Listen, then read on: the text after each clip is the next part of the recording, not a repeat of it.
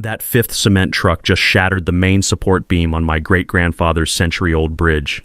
And there was Deborah Kensington Price, our HOA president, standing at her kitchen window with a coffee mug actually smiling. She thought she had me beat. Send truck after truck across my family's hand-built oak bridge until it collapsed, then swoop in with her emergency demolition order. Force me to sell the creekfront land my family had protected for 4 generations. What this corporate lawyer turned suburban tyrant didn't know? I'm a retired Army Corps engineer, and I was about to turn her own corruption into the trap that would destroy her forever. The diesel exhaust was choking out my morning air. My grandmother's china was rattling in the cabinet like an earthquake. But watching those stress fractures spread through timber my great-grandfather had cut with his own hands, I wasn't shaking from rage anymore. I was calculating. What would you do if your HOA tried to steal generational family land? And where are you watching from? Let me know if HOAs are this corrupt in your area too. Let me back up and tell you how this whole nightmare started. My name is Marcus Thornfield, and 3 months ago, I was just a 52-year-old retired engineering contractor living peacefully on the 40-acre homestead my great-grandfather built in the 1920s. The property sits along Willow Creek in what used to be rural countryside, until the Willowbrook subdivision sprouted up around us like weeds in a perfectly manicured lawn. The crown jewel of our land has always been the bridge, hand-hewn from local oak by my great-grandfather's own hands. It spans Willow Creek and connects our property to the main road. 4 generations of Thornfields have crossed that bridge to come home. My grandfather proposed to my grandmother on that bridge. My father taught me to fish from its railings. I carried my wife across it on our wedding day, and later carried my newborn daughter the same way. The wood still smells like the linseed oil my great-grandfather used to preserve it. When you run your fingers along the handrail, you can feel every tool mark from his handplane. On quiet mornings before the invasion, you could hear the creek babbling underneath and catch the sweet scent of honeysuckle growing wild along the banks. Then Deborah Kensington Price slithered into the neighborhood.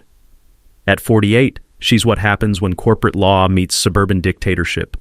Perfectly coiffed blonde hair that defies physics, designer suits for grocery runs, and that leather portfolio she carries like it contains the nuclear codes. She made her fortune helping developers bulldoze family farms for strip malls. Now she'd set her sights on our quiet street. 6 months after moving in, she'd maneuvered herself into the HOA presidency. Her first decree? My century-old bridge was a substandard infrastructure hazard threatening property values, because apparently authentic craftsmanship is bad for business when you're planning luxury developments. I'll never forget our first face-off. She appeared at my door in a crisp white blazer, legal papers in hand, wearing a smile that could freeze hellfire. Mr. Thornfield, I'm here to help modernize your property. My property was standing when this was still cow pasture, I shot back. Progress waits for no one, not even your precious antique. Her voice turned arctic. Replace it with our approved concrete structure or face $500 in daily fines. See, here's what I didn't tell her. 20 years in the Army Corps of Engineers teaches you that every structure has weak points. Every enemy has vulnerabilities, and every problem has a solution if you gather enough data. When I refused her ultimatum, the cement truck parade began. Suddenly, every construction project in the subdivision needed to route their massive trucks directly over my bridge. Sorry, pal, drivers would shrug. HOA-approved route. These weren't delivery trucks. They were monsters. 30-ton cement mixers that made my century-old oak beams scream in protest. Each passage left new stress fractures spreading like spiderwebs through the timber. The peaceful morning mist rising from Willow Creek was now contaminated with diesel exhaust that burned your throat and coated everything in concrete dust. 3 weeks into this assault, Deborah's brother-in-law, who just happened to be the city building inspector, arrived for an emergency safety evaluation. What are the odds he'd find the bridge critically unsafe right after his sister-in-law's demolition campaign? Sorry, Mr. Thornfield, he said with all the sincerity of a used car salesman. Immediate danger to public safety. 30 days to demolish, or we'll do it and send you the bill. That night, I sat on my bridge listening to my grandfather clock chime midnight in the house behind me. The honeysuckle still smelled sweet, but diesel fumes lingered underneath like a threat. As I traced the weathered handrail my great-grandfather had shaped with his own hands, something crystallized in my mind. This wasn't about a bridge anymore. This was war. And Deborah had just made her first tactical mistake. She'd given me a timeline. In the Army, we had a saying, time is the ammunition of planning. Time to load up. 2 weeks into Deborah's cement truck campaign, my daughter Sarah announced her engagement. She wanted to hold the reception in our backyard, the same spot where her grandparents had celebrated their golden anniversary. The date was set for the first Saturday in June, with 60 guests expected and a catered dinner overlooking Willow Creek. I should have known Deborah wouldn't let a family celebration go uninterrupted. The morning of the wedding dawned perfect. Clear skies, gentle breeze carrying the scent of my wife's prize-winning roses. Sarah looked radiant in her grandmother's pearl white lace dress as guests began arriving around 4 o'clock. The photographer was capturing those precious family moments when I heard the first diesel engine rumbling in the distance like distant thunder. "Please tell me that's not what I think it is," I muttered, checking my watch. But there it was, a massive cement mixer thundering down our quiet road, heading straight for the bridge. Then another, and another. 6 trucks in total, each one timing their arrival to maximize chaos during the ceremony. It was like watching a military convoy invade a church picnic. "Dad, what's happening?" Sarah grabbed my arm as the first truck's weight made the entire bridge shudder. The sound was like a freight train passing 6 feet away. Elderly Aunt Martha's champagne flute hit the ground in a shower of crystal. Uncle Robert's war medals rattled against his chest like wind chimes in a hurricane. The bridge swayed so violently that Great Aunt Helen, all 93 pounds of her, had to grab the railing to keep from tumbling into the creek. My mother, 86 years old and moving carefully with her walker, froze in terror halfway across, her knuckles white against the weathered oak. "Everyone back to the house!" I shouted over the diesel roar. "Now!" The photographer got it all on video, the fear in my mother's eyes, wedding guests fleeing like the bridge might collapse, Sarah's perfect day dissolving into chaos and exhaust fumes. As the last truck rumbled away, I noticed Deborah's silhouette in her kitchen window, coffee mug raised in what looked suspiciously like a toast. That's when I made my first breakthrough. While helping shaken guests to their cars, I overheard 2 truck drivers talking by the road. "Man, 6 runs in one day? That's serious overtime pay. Hell yeah." Kensington Construction pays double for weekend emergency deliveries. Kensington Construction. The pieces click together like a well-oiled machine. Back in my Army days, we'd learned that following the money trail usually led straight to the enemy's weak spot. A quick online search that night revealed the truth. Deborah owned 40% of the construction company supplying all that cement. Her emergency bridge replacement quote arrived Monday morning via certified mail. $80,000 for a basic concrete span that would meet current safety standards and HOA architectural guidelines. Meanwhile, I'd contacted the State Historical Society for an insurance appraisal. Their assessment? $150,000 in historical value, with the structure rated excellent condition considering its age and minimal maintenance requirements. So she damages my bridge with her own trucks, then profits from the replacement contract. It was like watching someone slash your tires, then offer to sell you new ones at triple the price. But here's something I remembered from my engineering days. Documentation beats accusation every time. I started building my case like planning a bridge construction, methodically, systematically, with backup calculations for every assumption. First, I filed an emergency restraining order against further truck traffic. My lawyer, Jim Patterson, whose grandmother had taught mine how to can peaches, presented timeline photos showing the bridge was perfectly stable before Deborah's truck parade began. The stress fractures followed a clear pattern that any structural engineer could read like a blueprint of deliberate sabotage. The temporary restraining order was granted Wednesday. No more trucks allowed across my bridge pending a full structural evaluation by an independent engineer. Thursday, I hired Dr. Amanda Rodriguez from State University's Civil Engineering Department. She arrived Friday with enough sensors and cameras to monitor a space launch, plus 40 years of bridge analysis experience. Her preliminary report was pure vindication. This structure shows classic signs of recent overload stress, but the original construction is remarkably sound. Someone built this bridge to last centuries, not decades. By Saturday, I was actually optimistic. The truck harassment had stopped. I had professional documentation. The legal system was working exactly as designed. Then Sunday evening, my neighbor Jake Morrison knocked on my door with a printout that made my blood pressure spike. "Marcus, you need to see what she's posting online." The Facebook post was vintage Deborah, corporate speak hiding a character assassination. "Concerned neighbors, we must address the dangerous situation at 1847 Creek Road. Mr. Thornfield's antiquated bridge has been deemed structurally unsound by qualified inspectors. His selfish refusal to modernize this hazardous crossing puts our entire community at risk. How many children have to get hurt before he accepts responsibility? 37 comments and 49 shares within 6 hours. Half the neighborhood now convinced I was some kind of public menace. Round 1 to Deborah. But the fight was just getting started. Monday morning brought bad news wrapped in official letterhead. Deborah had somehow gotten my restraining order overturned by a different judge, Judge Bradley Hoffman, who apparently spent more time on the golf course with our HOA president than in his courtroom. The new order was brief and brutal. Plaintiff has failed to demonstrate irreparable harm. Defendant HOA retains authority over approved traffic routes through subdivision common areas. Common areas? My bridge wasn't a common area. It was private property that had been standing since before their precious subdivision was even a developer's wet dream. But try explaining property law to a judge who's already made up his mind over cocktails and campaign contributions. By Tuesday afternoon, the cement trucks were back with a vengeance.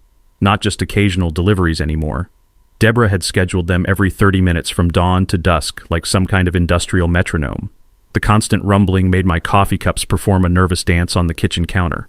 My wife Linda started wearing noise-canceling headphones just to read her morning paper without developing a migraine. The psychological warfare was working. Neighbors who used to wave now crossed the street to avoid conversation. Someone had been spreading whispers that I was anti-development and selfishly hurting everyone's property values. Anonymous complaints to the county started piling up. Unlicensed bridge operation, public safety hazard, noise violations from confronting truck drivers. Wednesday brought the biggest monster yet, a massive concrete pumper that made the bridge sag a full 6 inches under its weight. The ancient oak groaned like it was crying. I stood there filming the whole nightmare when the driver leaned out his window. "Sorry about this, Pops. Just following orders from the office." "Whose office?" I shouted over the diesel roar. "Lady pays the bills, lady calls the shots, that's all I know." That night, I couldn't sleep. The bridge was showing serious battle damage. 3 support beams now had visible stress fractures spreading like lightning through the wood. The handrail my great-grandfather had carved by hand was developing splits along the grain. Every truck passage was literally destroying a century of family craftsmanship, one calculated assault at a time. But insomnia sometimes breeds inspiration. Around 2 a.m., staring at the ceiling and listening to distant highway traffic, I remembered something from my Army Corps days. When facing superior firepower, you don't charge the enemy's strength, you find their weak point and exploit it. Back in Bosnia, we'd learned that the newest fortifications often had the oldest vulnerabilities. Deborah was operating under a dangerous assumption that newer meant legally stronger. Thursday morning, I drove to the county courthouse and requested the original survey documents for our property. The clerk, Mrs. Henderson, had known my grandfather from his farming days and was delighted to help dig through the dusty archives. "These old records tell such stories," she said, pulling out a leather-bound ledger that smelled like decades of bureaucracy and hope. "Your great-grandfather was quite the forward-thinking man." The original 1923 survey was written in formal legal language that took me an hour to decode, but the implications hit me like a freight train. When great-grandfather Thornfield built his bridge, he'd included specific language about perpetual right of passage for family and invited guests across Willow Creek via existing timber span structure. More importantly, the bridge predated the HOA's easement agreement by 60 years. From my military housing disputes in Germany, I remembered a crucial principle. Prior existing structures have what's called grandfather rights that can't be overruled by later zoning changes or HOA covenants. It's like constitutional law for property. First rights trump everything that comes after. The rest of Thursday disappeared in the county law library, where I discovered that the HOA's authority to regulate common areas had about as much legal standing over my bridge as a snowball's chance in hell. Their entire case was built on sand. Friday, I contacted Elizabeth Morrison, a local historian who specialized in documenting century-old structures. She arrived Saturday morning with professional equipment and genuine excitement about our bridge's construction techniques.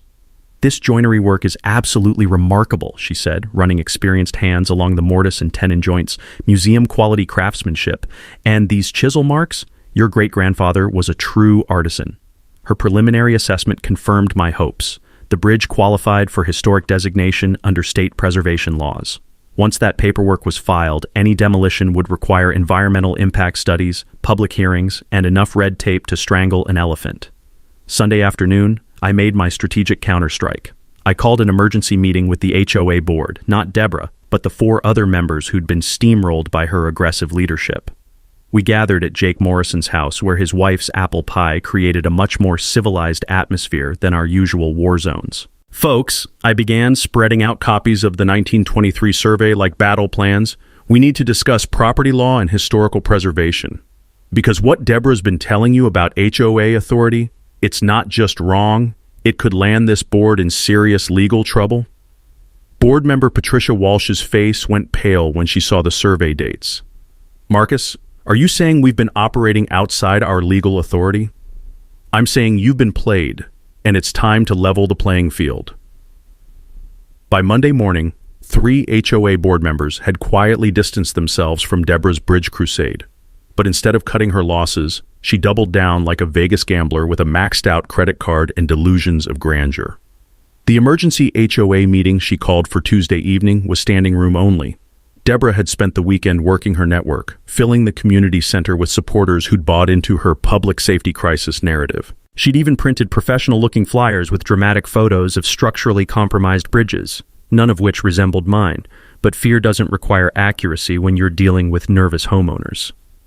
"Ladies and gentlemen," Deborah announced from behind the podium, like she was addressing a joint session of Congress, "we face a situation that threatens the safety and property values of our entire community. Mr. Thornfield's obstinate refusal to modernize his dangerous crossing has forced us to take decisive legal action." Her PowerPoint presentation was a masterpiece of corporate manipulation. She declared my property a commercial operation because delivery trucks and service vehicles occasionally cross the bridge to reach my house. Retroactive HOA fees totaling $50,000 in unpaid commercial assessments dating back 5 years. Late penalties and interest brought the grand total to nearly $75,000. Furthermore, she continued, her voice dripping with manufactured regret, the HOA lien process legally empowers us to force sale of non-compliant properties to recover these legitimate community debts. The crowd murmured approval, like sheep following a Judas goat. I sat in the back row feeling like Daniel eyeing a very hungry lion, watching neighbors I'd known for decades nod along with her fabricated emergency. The smell of burnt coffee from the community center's ancient percolator mixed with the sweaty tension of mob mentality taking hold. When they opened public comment, I stood up slowly. "I'd like to address the board." "Mr. Thornfield," Deborah's smile could have performed surgery. "Surely you understand this is a legal matter now. Perhaps you should speak through your attorney." "Oh, I plan to.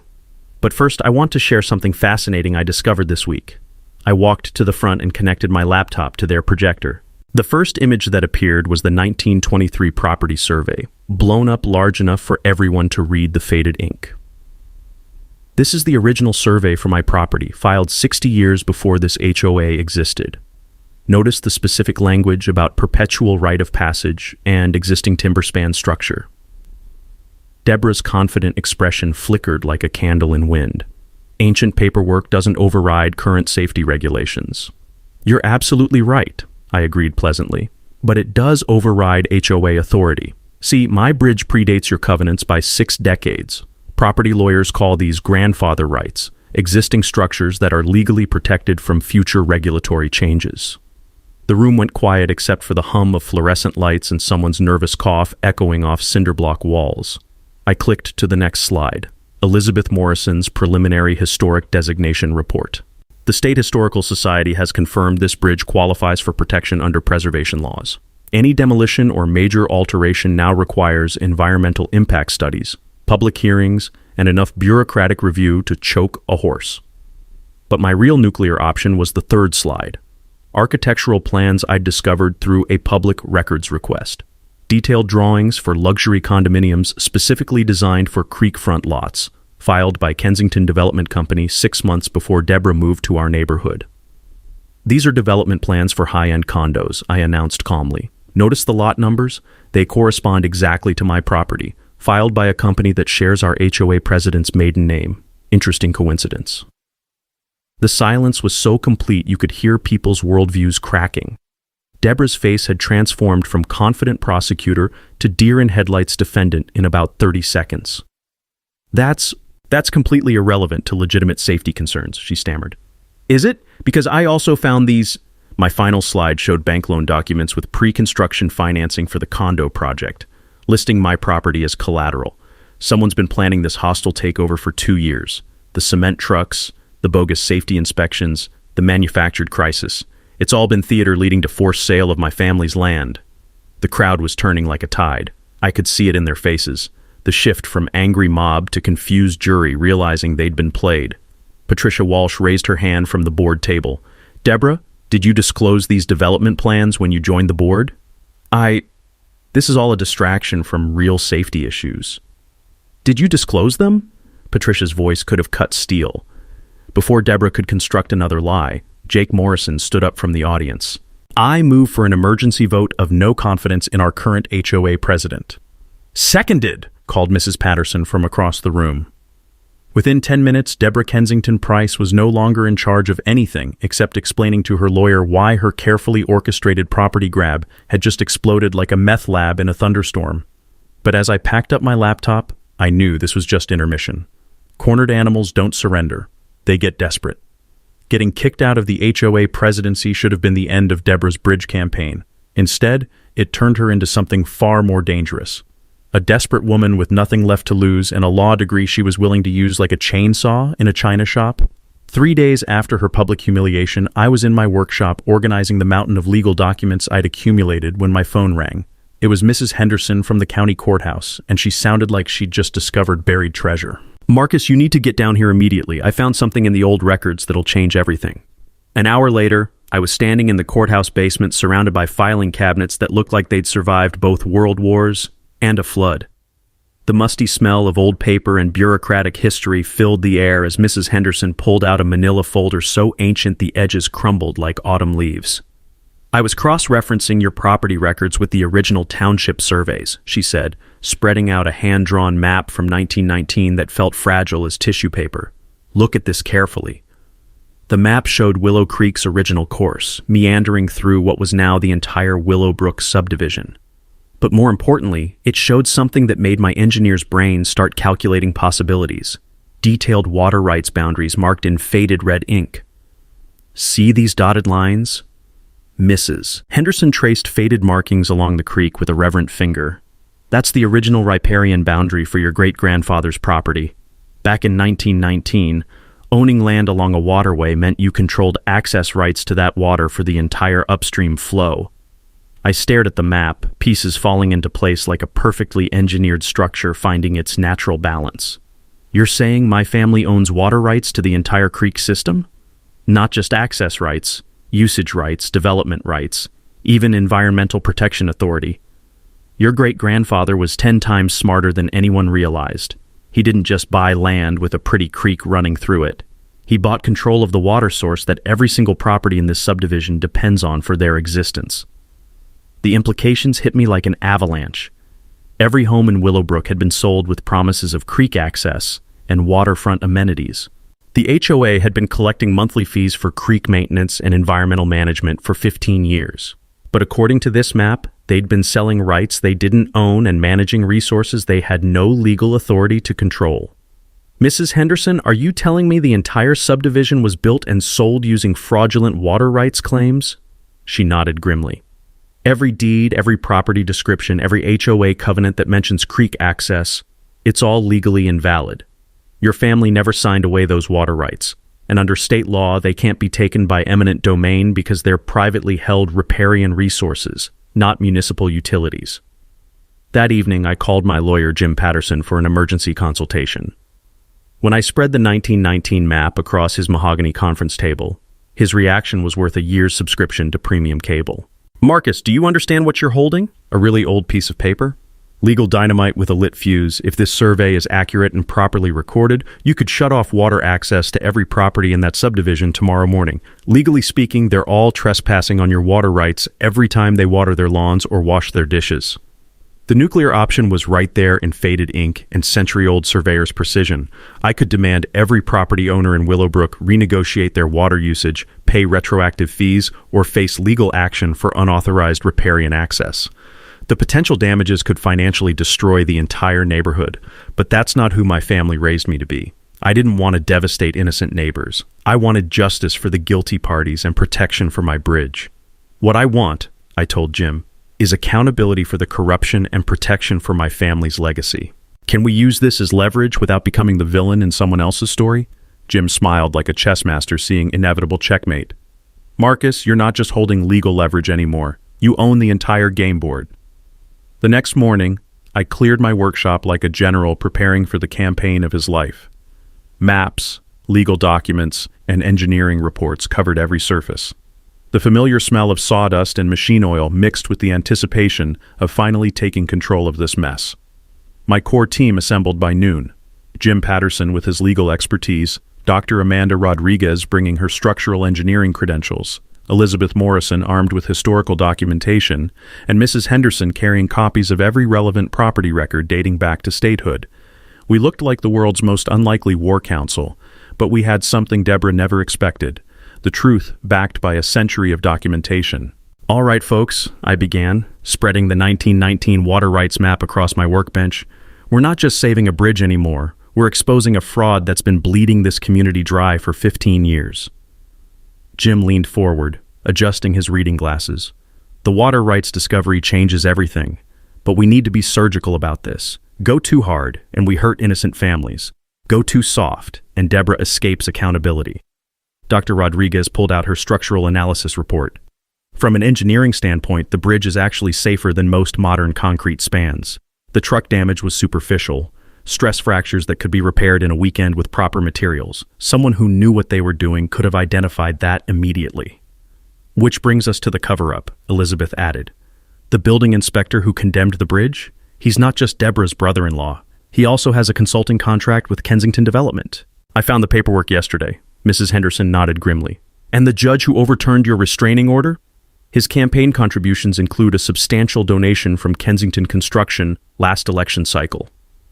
The corruption web was bigger than I'd imagined, but that actually worked in our favor. In my Army days, we'd learned that the larger the conspiracy, the more vulnerable it becomes to exposure. Too many people keeping too many secrets eventually means someone talks. Here's our multi-pronged strategy, I announced, feeling like the tactician I'd been trained to be. Legal track. Jim files a quiet title action to clarify the water rights and demands a complete HOA audit showing where all those creek maintenance fees actually went. I moved to the next section of my improvised command center. Public relations track. Elizabeth coordinates with the State Historical Society for media attention about historic preservation.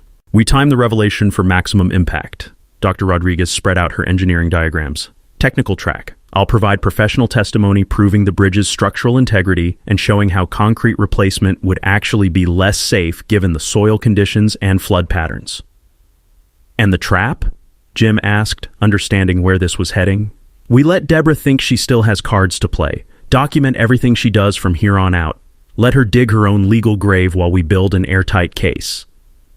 I felt the satisfaction of a plan coming together. Sometimes the best way to catch a predator is to let them hunt until they expose themselves completely. Over the next hour, we assigned specific roles. Mrs. Patterson, the retired journalist who lived 3 houses down, would handle media contacts. Jake Morrison, our city council member, would coordinate the official government response. Dr. Sarah River from the university's biology department would document the environmental impact of any development on the protected salamander habitat. Now, for the knowledge everyone in this room needs to understand, I said, pulling out a legal primer Jim had prepared. When you're dealing with property disputes, especially involving HOA overreach, document everything, research original deeds at the county courthouse, and never assume newer regulations automatically override older property rights. The law protects existing structures and prior claims, but only if you can prove them. Dr. Rodriguez added her engineering perspective. And remember, when someone claims a structure is unsafe, demand independent professional evaluation. Don't let intimidation tactics replace actual engineering analysis. Elizabeth contributed the historical angle. Most importantly, historic properties have protection pathways that bypass local politics entirely. State and federal preservation laws can override HOA authority when properly applied. The preparation phase took 3 weeks of careful coordination. I installed discrete trail cameras to monitor any further bridge sabotage attempts. Created duplicate document sets stored in fireproof safes, both at home and in Jim's office. rehearsed testimony scenarios until I could present complex legal concepts in terms any jury could understand. We planned witness coordination for the upcoming town hall meeting where Deborah would make her final stand. The Historical Society agreed to bring professional photographers. The local newspaper committed to full coverage. Channel 7 News promised to send a crew if we could guarantee a newsworthy story. The beauty of this plan, Jim observed as we wrapped up our final strategy session, is that we're not destroying anyone except the people who deserve it. Innocent homeowners get protection from future fraud, the community gets honest leadership, and your bridge gets the legal protection it deserves. I looked around at my unlikely team of allies, feeling something I hadn't experienced since my military days, the confidence that comes from thorough preparation and righteous purpose. Deborah wanted a war, I said. Time to show her what happens when you pick a fight with people who actually know how to win one. Deborah's response to losing the HOA presidency was swift, vicious, and completely predictable. Within 48 hours of our strategy session, she'd filed 3 separate lawsuits, one claiming I'd slandered her at the public meeting, another alleging my bridge posed imminent danger to public welfare, and a third demanding emergency demolition under public safety authority. The woman had clearly lost her mind, but dangerous people often do their most damage in the final throes of desperation. Tuesday morning brought the first sign she'd escalated to outright sabotage. My trail cameras caught everything in crystal clear high definition. HOA board member Stephen Walsh, Patricia's husband, who'd apparently stayed loyal to Deborah despite his wife's defection, creeping around my bridge at 2:30 a.m. with a toolbox and a guilty expression. The footage was damning. Stephen systematically loosening support bolts, weakening joint connections, and even drilling small holes in stress-critical areas. He was methodically sabotaging the structure to create the emergency Deborah needed for her legal arguments. The irony was delicious. They were actually making the bridge dangerous to prove it was dangerous. I called Jim Patterson immediately. We've got them red-handed. Criminal conspiracy, property destruction, fraud, take your pick. Don't move anything yet, Jim advised. Let's see how deep this rabbit hole goes. Wednesday brought the smear campaign. Anonymous blog posts started appearing on neighborhood social media claiming I was an unstable veteran who'd threatened violence against HOA members. Someone had created fake accounts spreading rumors about my deteriorating mental health and financial desperation. The whisper campaign was more sophisticated than anything Deborah could have orchestrated alone. Professional character assassination suggesting I couldn't be trusted around children, questioning my military service record, even implying my wife was afraid of my unpredictable behavior. The smell of expensive public relations consultation was all over it. Thursday, the pressure campaign targeted my family directly. Linda came home from her job at First National Bank looking shaken. Marcus, something's wrong. Deborah came in today demanding to review our mortgage payments and account history. She claimed there were irregularities that needed investigation.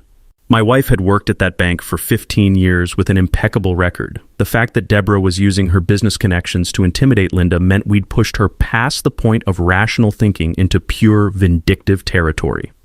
She also mentioned that the bank might need to reassess our loan status given the legal complications surrounding our property, Linda added quietly. That crossed a line I couldn't ignore. Going after me was one thing. Threatening my wife's livelihood was declaring total war. Friday brought the most brazen move yet. I was reviewing bridge repair estimates when I heard the rumble of heavy machinery.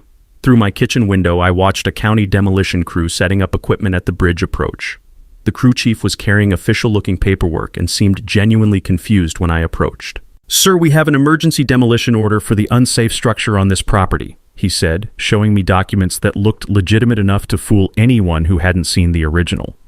From what authority? County Safety Division says here the structure poses imminent collapse risk and must be removed immediately to prevent injury. The forged documents were impressively professional. Official letterhead, believable signatures, even a fake case number that would probably check out if anyone called the right phone number. Deborah had clearly invested serious money in this fabrication. "I need you to halt this operation immediately," I said calmly. "This order is fraudulent and I can prove it." While I called Jim Patterson and the real county safety office, my trail cameras captured something even more valuable. Deborah's Mercedes parked 3 blocks away, with a clear view of the demolition she'd orchestrated. She was watching her fake emergency order play out in real time. Within an hour, we had county sheriffs, real safety inspectors, and a very nervous demolition crew trying to figure out who'd hired them to destroy private property with forged government documents. The crew chief was furious when he realized he'd been set up to commit a felony. "Lady paid cash and promised all permits were handled," he told the sheriff. "Said it was emergency county work. We never would have taken the job if we'd known it was bogus." Saturday afternoon, I received the most interesting phone call of this entire ordeal. The voice was unfamiliar, but the information was pure gold. "Mr. Thornfield, this is Rebecca Martinez from the State Environmental Protection Agency. We've received reports about unauthorized development plans near protected wetlands. We'd like to schedule an inspection of your property and discuss some concerning permit applications we've been reviewing." Deborah's development dreams were about to collide with federal environmental law. The protected salamander habitat Dr. River had documented wasn't just a local curiosity. It was regulated by state and federal agencies with real enforcement power. The trap was closing around Deborah from multiple directions simultaneously. Legal fraud, criminal conspiracy, environmental violations, and enough documented evidence to keep prosecutors busy for years. Sunday evening, I sat on my bridge, watching the sunset paint Willow Creek gold and orange. The structure felt solid beneath me despite Deborah's sabotage attempts. Tomorrow's town hall meeting would be the final showdown, but I wasn't nervous anymore. Predators are most dangerous when cornered, but they're also most vulnerable when they can't see all the traps closing around them. Sunday night's emergency call from Jim Patterson shattered any illusions that Deborah was finished fighting. "Marcus, you need to get down to the bridge immediately. She's not waiting for tomorrow's town hall meeting." I grabbed my flashlight and jogged through the darkness toward Willow Creek, the smell of honeysuckle heavy in the humid air. What I found there made my blood run cold. A full demolition crew working under portable floodlights, with Deborah directing operations like a battlefield commander who'd lost her mind. "Stop right there!" I shouted over the diesel engines. "This is private property." The excavator operator looked genuinely confused when I approached his cab. "Sir, we have an emergency county order requiring immediate demolition. Lady says the structure collapsed earlier today and poses imminent danger to the creek's environmental systems." Deborah had forged another set of documents, this time claiming my bridge had partially collapsed due to structural failure, requiring immediate removal to prevent environmental contamination of protected waterways. She'd scheduled the demolition for 4 a.m. Monday morning, 2 hours before the town hall meeting where I'd planned to expose her corruption. "Ma'am," I called out to Deborah, who was standing safely beyond the work zone in a crisp business suit that looked absurdly formal for a pre-dawn demolition. "This is trespassing and destruction of private property." "Mr. Thornfield," she replied with the confidence of someone who believed she was 2 steps ahead, "emergency environmental protection supersedes private property rights. The county has authority to remove hazardous structures threatening protected waterways." Her plan was diabolically simple: destroy the evidence before I could present it. No bridge meant no historic preservation case. No physical structure meant no proof of the deliberate damage her trucks had caused. She was literally erasing the crime scene. But she'd made one crucial miscalculation. My hidden steel reinforcements, installed weeks ago when I'd suspected sabotage attempts, meant her demolition wouldn't be the quick, clean operation she'd planned. The excavator's first attempt to break the main support beam resulted in a shower of sparks and a very confused operator. "What the hell? This wood's got steel inside it." "That's impossible," Deborah snapped. "It's a 100-year-old wooden bridge." The operator tried again, this time attacking a different joint. More sparks, more confusion, and the growing realization that this emergency demolition was turning into a very public spectacle. The portable floodlights were bright enough to wake half the neighborhood, and curious residents were starting to gather along the creek banks. That's when the cavalry arrived. Jim Patterson had called ahead to both the Sheriff's Department and Channel 7 News. The timing was perfect. Deborah's illegal demolition attempt was being broadcast live on local television as evidence of her desperation and criminal behavior. This is Lisa River reporting live from Willowbrook subdivision, where an apparent dispute over a historic bridge has escalated into a pre-dawn demolition attempt, the news anchor announced, her voice carrying clearly across the water. "We're witnessing what appears to be destruction of private property under questionable legal authority." The excavator operator, realizing he was being filmed attempting to destroy a steel-reinforced structure with potentially fraudulent permits, shut down his equipment and climbed out of the cab. "Lady, I don't know what game you're playing, but I'm not going to jail for destroying someone's property on live television." Deborah's composure finally cracked. "You idiots. Just tear it down. I'm paying you to tear it down." "Ma'am," Sheriff Deputy Rodriguez approached with official documentation, "we have a warrant to examine the permits for this demolition. Additionally, we're investigating reports of forged county documents." While Deborah frantically tried to explain her way out of multiple felony charges, I pulled out my phone and played the trail camera footage from Stephen Walsh's sabotage attempt.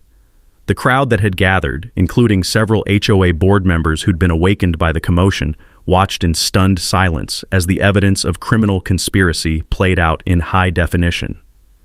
"Ladies and gentlemen," I announced, loud enough for the news cameras to capture, "what you're witnessing is the final desperate act of a criminal conspiracy to steal private property through fraud, sabotage, and corruption."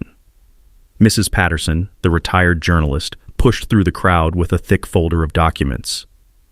"I've been investigating this story for weeks," she called out. "Miss Kensington Price's development company has been planning this property seizure for over 2 years, using HOA authority as cover for what amounts to legalized theft." The sheriff's deputy was taking notes while Deborah's lawyer, who'd apparently been roused from bed for this emergency, tried to distance his client from the obvious criminal activity surrounding them. "My client was acting on legitimate safety concerns," the lawyer insisted weakly. "Your client just attempted to destroy private property with forged government documents on live television," Deputy Rodriguez replied dryly, "at 4 a.m., using steel-cutting equipment. That's not exactly the behavior of someone concerned about public safety." As dawn broke over Willow Creek, Deborah Kensington Price was being read her rights while news crews filmed the whole debacle. Her 2-year scheme to steal my family's land had just collapsed as spectacularly as she'd hoped my bridge would. The town hall meeting was still 6 hours away, but the real climax had already happened in front of television cameras and a growing crowd of neighbors who finally understood exactly what kind of person had been running their HOA. By 7 p.m., the Willowbrook Community Center was packed beyond fire code capacity. Word of Deborah's pre-dawn arrest had spread through social media like wildfire, transforming our scheduled town hall meeting into the hottest ticket in county politics. Local news crews lined the walls, county supervisors occupied the front row, and standing room was filled with neighbors who'd spent months being manipulated by a criminal conspiracy. The air was thick with anticipation and the lingering aroma of Mrs. Patterson's emergency coffee service. She'd brewed enough for an army when she realized half the county was showing up to witness Deborah's political funeral. The interim HOA, President Patricia Walsh, called the meeting to order, her voice shaking slightly as she addressed the overflowing crowd. "Given this morning's events, we're here to address serious questions about HOA management, legal authority, and the future of our community." Deborah sat in the front row, flanked by 2 attorneys, having posted bail just hours earlier. Her perfectly coiffed appearance couldn't hide the desperate calculation in her eyes as she realized her entire world was collapsing in front of television cameras and a room full of witnesses. "Before we begin," I announced, standing up from my seat in the middle section, "I think everyone deserves to understand exactly what's been happening in this community for the past 2 years. I walked to the front and connected my laptop to the projection system. The first image that filled the screen was the 1919 water rights map, followed by architectural plans for luxury condominiums, bank loan documents using my property as collateral, and finally, the trail camera footage of Stephen Walsh sabotaging my bridge at 2:30 a.m. "Ladies and gentlemen, what you're looking at is evidence of a criminal conspiracy to defraud this entire community," I began, my engineer's training keeping my voice steady and factual. "Miss Kensington Price didn't move to Willowbrook to be a good neighbor. She moved here to execute a 2-year plan to steal waterfront property through manipulation of HOA authority." The room was dead silent, except for the hum of television cameras and someone's nervous cough echoing off the cinderblock walls. County Attorney Michael Torres stepped forward with official documentation. "Mr. Thornfield's family owns water rights to the entire Willow Creek system, dating back to 1919. Every property in this subdivision has been paying HOA fees for creek access and maintenance services that the HOA never had legal authority to provide." A murmur rippled through the crowd as homeowners realized the implications. 15 years of monthly fees for services based on fraudulent claims. Property values inflated by amenities that were never legally available. Deborah had been running $1 million scam disguised as suburban governance. "Furthermore," Attorney Torres continued, "we have evidence of forged government documents, criminal conspiracy to destroy private property, bribery of public officials, and environmental law violations that could result in federal charges. That's when Deborah finally stood up, her composure completely shattered. "This is ridiculous. I was protecting property values. That bridge is a safety hazard that threatens everyone's investments." "Miss Kensington Price," I replied calmly, "your own company's architectural plans show luxury condominiums designed specifically for my property. You've been planning this theft since before you moved here." "I was trying to improve the community. By destroying a century-old historic structure to build condos that would make you millions?" I pulled out the final piece of evidence, bank records showing pre-construction loans with my property listed as collateral. "You took out construction loans using land you didn't own as security. That's not community improvement, that's fraud." The crowd erupted in angry voices as neighbors realized how thoroughly they'd been manipulated. Patricia Walsh banged her gavel repeatedly, trying to restore order, while Deborah's attorneys whispered frantically in her ears. Environmental Protection Agency Inspector Rebecca Martinez stepped forward with her own bombshell. "Miss Kensington Price's development plans violate federal wetland protection laws. The proposed construction would destroy habitat for endangered salamanders, which carries criminal penalties under the Endangered Species Act. And," added Sheriff Deputy Rodriguez, producing an arrest warrant, "we have additional charges related to this morning's attempted destruction of private property with forged documents." The room watched in stunned silence as Deborah was handcuffed for the second time in 12 hours. Her lawyers looked like they were calculating how quickly they could withdraw from the case without ethical violations. But the most satisfying moment came when Jake Morrison stood up from the audience with a thick folder of documents. "I move that this HOA board formally apologize to the Thornfield family, drop all bridge-related actions, and cooperate fully with law enforcement investigations into the financial irregularities in our accounts." "Seconded," came voices from across the room. The vote was unanimous, except for Stephen Walsh, who was too busy consulting with his own attorney to participate. As the meeting broke up and neighbors lined up to apologize personally, I found myself shaking hands with people who'd been convinced I was the villain just days earlier. The truth has a way of clarifying things that spin and manipulation can never achieve. Outside, standing next to my saved bridge under a canopy of stars, I watched the last news trucks pack up their equipment. Justice tastes even better when it's served with a side of community healing and a future full of possibilities. 6 months later, I'm sitting on my bridge watching my grandson learn to fish from the same weathered oak railings where his great-great-grandfather first cast a line into Willow Creek. The morning mist rises from the water like it has for a century, but now it carries the sweet scent of restoration instead of the bitter smell of diesel exhaust and institutional corruption. Deborah Kensington Price is serving 18 months in federal prison for fraud, conspiracy, and environmental crimes. Her law license was permanently revoked. Kensington Development Company went bankrupt paying restitution, and her brother-in-law lost his building inspector job when the bribery investigation expanded. Sometimes justice moves like molasses, but when it finally arrives, it's sweeter than revenge. The immediate aftermath transformed our neighborhood in ways I never expected. The HOA was dissolved and reformed with transparent oversight and actual community focus.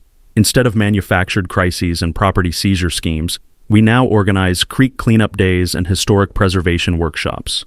Patricia Walsh was elected president on a never-again platform that resonated with everyone who'd been manipulated by suburban dictatorship disguised as civic duty. My bridge became a National Register landmark 3 months after the trial ended. The ceremony was attended by the governor, state historical society officials, and a documentary crew producing a feature about grassroots resistance to HOA abuse. What started as one family protecting their heritage became a symbol of how ordinary citizens can defeat institutional corruption through persistence, documentation, and community organizing. The positive ripple effects keep expanding like circles on still water. I established the Heritage Bridge Scholarship at State University's Engineering School, funded by Deborah's fraud settlement.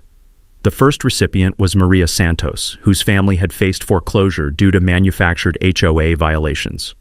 She's studying civil engineering with historic preservation focus, the kind of full-circle justice that restores your faith in cosmic balance.